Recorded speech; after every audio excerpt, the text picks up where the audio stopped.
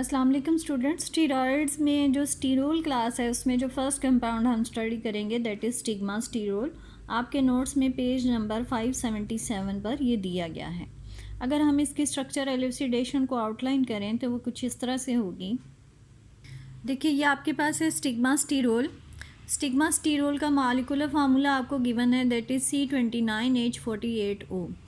सबसे पहले इसमें ऑक्सीजन की फंक्शन नेचर फाइंड आउट करनी थी, तो इसकी एसाइलेशन करवा दी गई और एसाइलेशन पे इसने एसीटेट बना दिया। इट इंडिकेट्स कि इसमें oxygen in the form of hydroxyl group जो है वो मौजूद है। दूसरा इसका रिएक्शन करवाया गया, इसकी ब्रोमिनेशन करवाई गई। ब्रोमिनेशन पे it produce tetrabromide which indicates it contains 2 carbon carbon double bonds. Third reaction इसकी हाइड्रोजिनेशन करवाई गई। हाइड्रोजिनेशन पे क्या होगा, जो डबल बॉन्ड है वो सैचुरेट हो जाएंगे और उसके बाद हमारे पास जो सैचुरेटेड डेरिवेटिव बनेगा उसको नेम किया गया स्टिग्मा स्टेनोल। ये ऊपर स्टीरोल है, यहाँ पे स्टेनोल, और उसमें आप देखें मॉलिक्यूलर फार्मूला में आपके पास जो है 4 हाइड्रोजन ऐड हो गए, तो C29H52O इसका मॉलिक्यूलर फार्मूला आ गया। ये जो स्टिग्मा स्टेनोल बना इसकी एसाइलेशन करवा दी गई एसिटिक एनहाइड्राइड के साथ और इसका एसीटेट बन गया स्टिग्मा स्टेनाइल एसीटेट।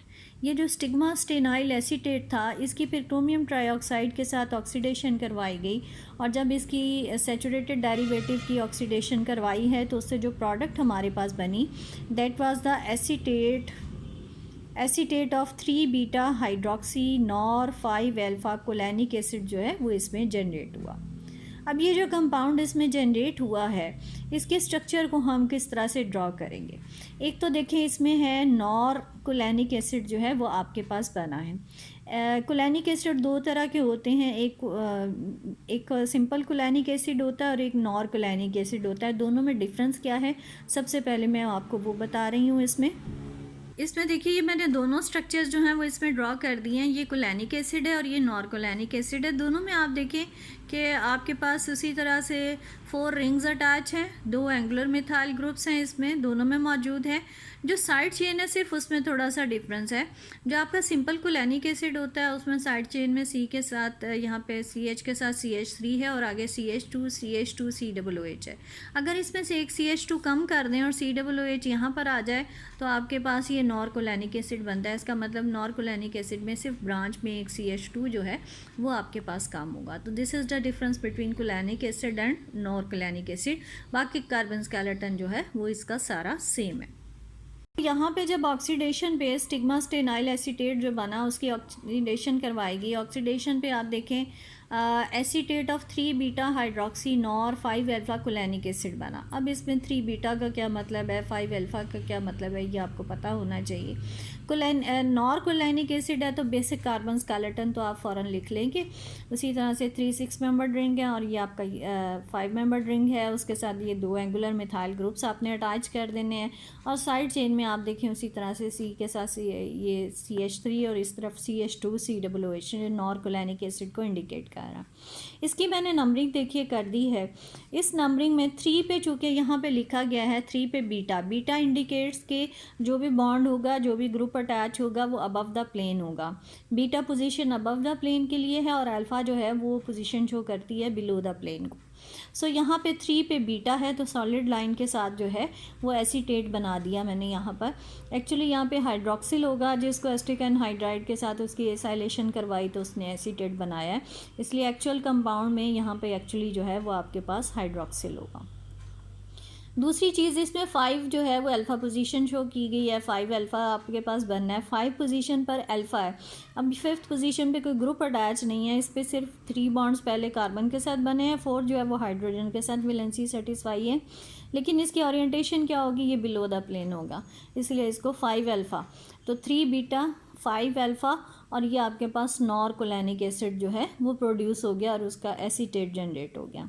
ये जो एक कंपाउंड हमारे पास बना है आफ्टर ऑक्सीडेशन, इससे हमें ये पता चल गया कि जो आपका स्टिग्मा स्टीरोल है उसका बेसिक कार्बन स्केलेटन आपके पास जो है वो ये होगा। सिर्फ इसमें से इसी तरह से ये रिंग अटैच होंगे, एंगुलर मिथाइल होगा, जिस जगह पे एसीटेट है उसमें स्टिग्मा स्टीरोल में यहाँ पे हाइड्रोक्सिल ग्रुप होगा। और उसके साथ साथ जो साइड चेन है वो किसी हद तक पता चल गई। ये C22 तक तो आपको कंफर्म हो गया कि कार्बन किस तरह से अरेंज हुए होंगे। चूँकि जो स्टिग्मा स्टीरोल है उसमें 29 है, तो बाकी चेन जो है वो क्या होगी वो हमें इस एक बेस रिएक्शन से पता नहीं चला, लेकिन बेसिक कार्बन स्केलेटन की इंफॉर्मेशन आपको यहाँ से मिल गई। उसके बाद आ जाते हैं कि बाकी इसके 29 जो हैं, ये तो 22 की इंफॉर्मेशन है। बाकी जो 7 कार्बन्स हैं वो इसके साथ किस तरह से लिंकअप होंगे, उसके लिए इसका एक नेक्स्ट रिएक्शन करवाया गया। इसमें देखिए स्टिग्मा स्टीरोल है, उसकी ओजोनोलिसिस करवाई गई। अब स्टिग्मा स्टीरोल ओरिजिनल कंपाउंड है, नॉट द सैचुरेटेड डेरिवेटिव जिसको हमने स्टिग्मा स्टेनोल कहा था। तो आपने ओरिजिनल कंपाउंड की जब ओजोनोलिसिस करवाई तो उसमें ओजोनोलिसिस पे आपको पता है बहुत सी ऑक्सीडेशन प्रोडक्ट्स बनती हैं। उसमें एक प्रोडक्ट उसमें इथाइल आइसोप्रोपाइल एसिटल्डिहाइड जो है वो एक जनरेट हुआ उसमें।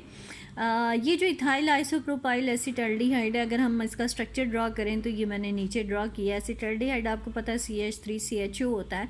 अगर इसकी हाइड्रोजन रिप्लेस करके इसके साथ एक तरफ इथाइल और एक तरफ आइसोप्रोपाइल लगा दें तो ये इथाइल आइसोप्रोपाइल एसिटल्डिहाइड आपके पास बन जाएगा। अब अगर ओजोनोलिसिस पे इस कंपाउंड में से आपके पास जो है वो ये डेरिवेटिव सेपरेट हो रहा है, इसका मतलब जहाँ पे एल्डिहाइड बना है वहाँ पे कार्बन कार्बन डबल बॉन्ड होगा। तो आप देखिए पिछला जो हमने रूट किया था उसमें बेसिक स्केलेटन इतना तो हमने फाइंड आउट कर लिया था, 22 कार्बन तक हमें पोजीशन पता चल गई थी, हाइड्रोक्सिल की पोजीशन पता चल गई और यहाँ तक चेन कार्बन स्केलेटन पता चल गया। उसके बाद आप देखें कि 22 के बाद जब आप इसके आगे ये देखिए इथाइल आइसोप्रोपाइल और ये एसिटल्डिहाइड, यहाँ पे एसिटल्डिहाइड में CHO है, उसकी ऑक्सीजन निकाल दें क्योंकि वो तो ओजोनोलिसिस के बाद आई। तो CH को इस 22 कार्बन के साथ जब थ्रू डबल बॉन्ड आप लिंक अप कर देंगे तो आप देखें फिर यहाँ पे डबल बॉन्ड से क्लीवेज हो जाएगी और ये आपका पास तभी जो है वो इथाइल आइसोप्रोपाइल एसिटल्डिहाइड जो है वो बन सकता है। इस तरह से आप जब नंबर काउंट करेंगे कार्बन का तो वो भी आपके पास 29 इसमें पूरा हो जाता है। सो इसका मतलब कि जो साइड चेन है उसका स्ट्रक्चर ये होगा और इसके साथ साथ ना सिर्फ साइड चेन पता चल गई कंप्लीट, बल्कि डबल बॉन्ड की एक डबल बॉन्ड की पोजीशन भी कंफर्म हो गई कि वो कहाँ पर होगा। इसको आपने कंफ्यूज ये नहीं करना कि पीछे जो आपके पास कोलैनिक एसिड नॉरकोलैनिक एसिड बना है उसमें CH2 और फिर आगे COOH जो था वो आपके पास मौजूद था। तो उससे आप ये नहीं कहेंगे कि अगर यहाँ से टूटेगा तो होना तो ये चाहिए कि C के साथ COOH होता, लेकिन उसमें जो है वो CH2 के साथ COOH अटैच हुआ है। तो वो कैसे बना, वो तो आपके पास हमने जो बनाया था पहले हमने इसकी सैचुरेशन करवा दी। अगर आप इसकी सैचुरेशन करेंगे तो स्टिग्मा स्टेनाइल बनेगा। अब वो जो स्टिग्मा स्टेनाइल बनता है उसमें चूँकि सैचुरेटेड है, अब अगर इसकी आप ऑक्सीडेशन करवाएंगे तो इसमें तो डबल बॉन्ड मौजूद नहीं है। सो जब आप किसी सैचुरेटेड कंपाउंड की ऑक्सीडेशन करवाते हैं तो जहाँ पे ब्रांचिंग होती है वहाँ से बॉन्ड ब्रेकअप हो जाता है। इसका मतलब ये जो आप इसको ये ब्रांच अटैच थी यहाँ से सबसे पहले ब्रेकिंग हो गई होगी, ये इसमें से फ्रैक्शन अलग हो गया, इस सूरत में CH2 और ये यहाँ पे COOH आपके पास आ गया, यानी नॉरकोलैनिक एसिड आपके पास जो है वो बनेगा। सो सैचुरेटेड कंपाउंड की करवाएंगे तो उस पोजीशन से जहाँ पे ब्रांचेज हैं वहाँ से फिर ब्रेकिंग होना शुरू हो जाती है और ऑक्सीडेशन प्रोडक्ट्स बनती जाती है। लेकिन जब आपके पास जो है अनसैचुरेटेड कंपाउंड्स हैं जिसमें कार्बन कार्बन डबल बॉन्ड्स हैं तो जहाँ जहाँ कार्बन कार्बन डबल बॉन्ड होगा वहाँ पर इसकी ब्रेकिंग हो जाएगी। सो यहाँ पर हमें सारी चीज़ें तकरीबन कंफर्म हो गई। बेसिक कार्बन स्केलेटन, कार्बन का नंबर 29 भी पूरा हो गया और उसके साथ साथ हाइड्रोक्सिल ग्रुप की पोजीशन और उसके साथ साथ एक डबल बॉन्ड की पोजीशन जो है वो भी कंफर्म हो गई। अब सिर्फ इसमें एक ही डबल बॉन्ड है जिसकी पोजीशन कंफर्म करनी है, उसके लिए रूट देखिए आपके नोट्स में जो है वो दिया गया है। जी ये देखिए नोट्स में जो लास्ट पैराग्राफ है उसमें दिया गया है स्टिग्मा स्टीरोल की हाइड्रोक्सिलेशन करवाएंगे अगर आप हाइड्रोजन पेरोक्साइड के साथ तो आपके पास पहले एक ट्राइयोल बनता है और ये जो ट्राइयोल आपके पास बनेगा इसकी जब ऑक्सीडेशन करवाई क्रोमियम ट्राइऑक्साइड के साथ तो आपके पास एक हाइड्रोक्सी कीटोन डाई कीटोन जो है वो इसमें जनरेट हुई है।